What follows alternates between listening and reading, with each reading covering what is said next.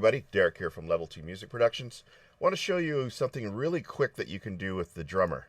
Now, we all know that the drummer can basically play back a lot of different patterns for you. House music, rock music, R&B, and it's a great singer-songwriter tool. But say I needed to separate the tracks out as MIDI and work with each individual track and edit, and then turn it back to audio. That could be a little bit of a problem, but I'm going to show you an easy way to do it. So you have the drummer here, so we clicked on it. We can choose the style or the genre. Let's hit create, okay? And then it's going to create a drummer track right up here that we can work with, right? And I'll play it.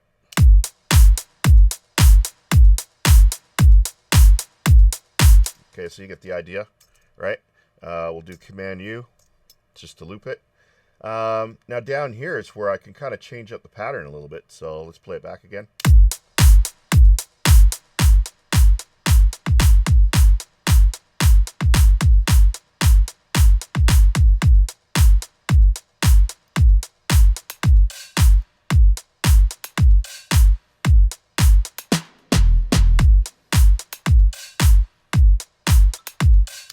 Okay, so that's cool. And, you know, we can change up the pattern. But like I said, we want to turn this into MIDI, right? So to turn it into MIDI, separated tracks, you hold down Control, you click, right? And we come down to Convert to MIDI regions. And there's the key command for it right there, right? Bam. Okay, so now it's converted it out to MIDI regions on separated tracks.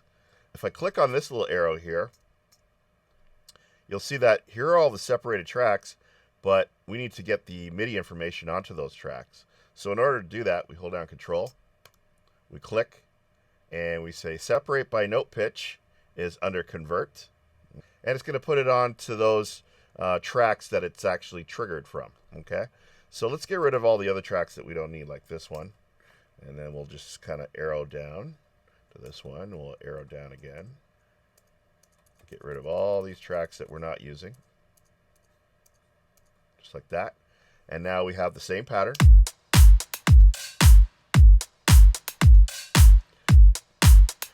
But the cool thing is, if I solo each one of these, I can hear them individually, like, you know, just separated, right? So there's the kick one, right? Here's the snare.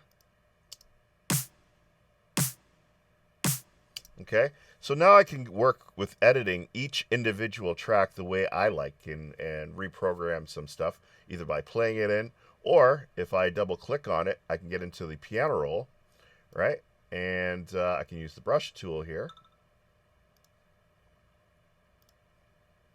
I can use the brush tool, and then I can kind of draw in some notes wherever I feel like, right? And see what happens.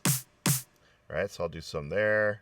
Maybe I'll do some here, right? And maybe I'll do some 30-second notes towards the end here. So let's just bring this over here, right? Something like that, so that when I play the pattern back,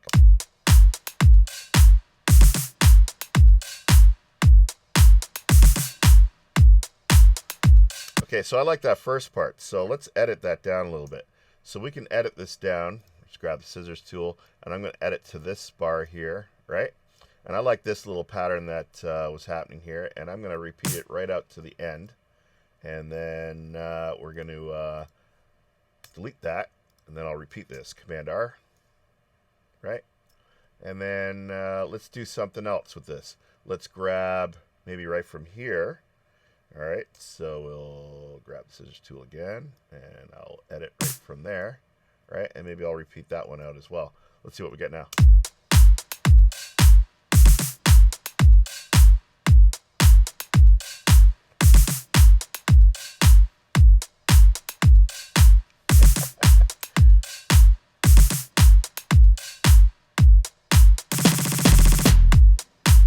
Okay, cool. So if I like that, then I can go through, I can edit all the other tracks, right? I can name each one individually so I know which one it is, right? So I can just double click here, Command C, and I can come up to the selected region, or I could just go on the regions itself and paste it in. And now I got the names for that.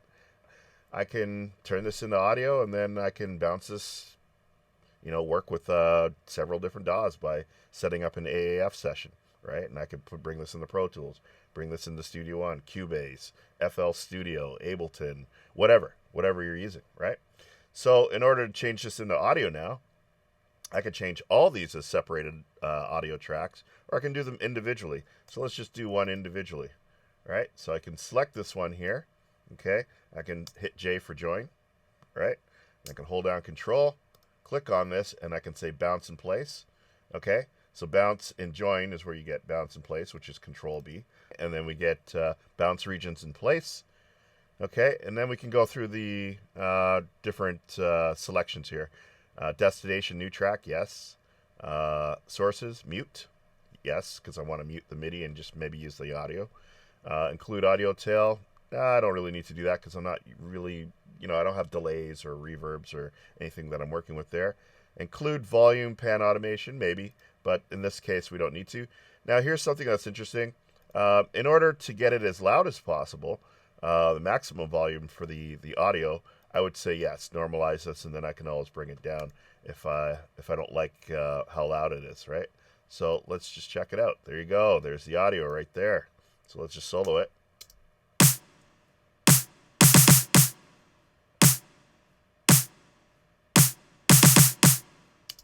There you go, man. So you can manipulate the drummer any way you want. Get separated audio tracks for MIDI, for audio. Do your editing, mix, and then it just makes it so much easier to work with later on when you come to a final mix and you got to mix your drums into a drum bus. But anyway, that's it for today.